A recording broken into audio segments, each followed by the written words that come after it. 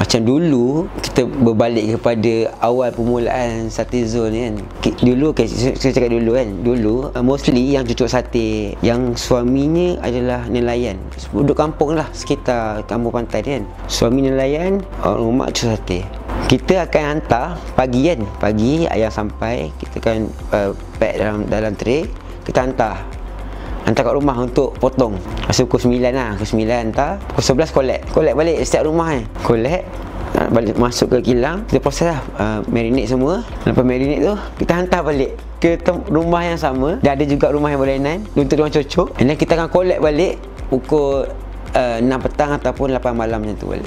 Itu rutin dulu. Benda tu berlalu dalam rasa hampir dalam 20-25 tahun juga. Sekarang semua kos buat dia punya form tu lah. Dulu lah rasa macam form tu sendiri pun tak tahu nak cerita macam mana tau. Kita semua dalam kepala kita boleh ingat, tetapi bila kita nak jadikan dalam bentuk jadual, memang tak dapat.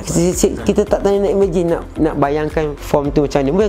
Biasa yang kita buat biasa dia tarikh masa gitu je, tapi dia ada dia punya siapa yang check, siapa yang sign. Jadi benda-benda gitu kita banyak tertinggal lah. Bab form ni pun kita nampak macam KFC, McD banyak kan, nampak dia orang bawa kertas ni, tapi kita tahu benda apa kan. Dia sangat-sangat membantu untuk memastikan keadaan tu bersih, dibersihkan ikut masa, kita tak terlepas pandang. Dia ada macam SOP opening, SOP operation, SOP closing. Sesiapa pun boleh buat lah. Maksudnya kalau kita bagi dia punya SOP tu, sudah tahu dah apa yang kena bersihkan. Botol sampah pun kalau start baru kata kita tak ada ni, tak adanya kan. Sekadar buang, nak replace balik plastik, nak basuh ke, nak apa, benda-benda macam tu. Walaupun benda tu kecil tapi besar. Kadang-kadang ramai yang ambil simple lah benda-benda yang macam tu.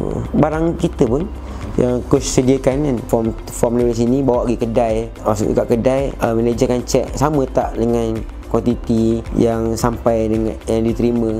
Ada sign dia lagi, benda-benda yang macam tu lah. Sebab benda tu dia akan protect semua. Kalau contoh manager tak check, tiba-tiba bila buat audit stok hilang banyak, padahal stok tu sampai tak cukup. Jangan main-main. Sebab benda ni memang sangat-sangat ni lah kan.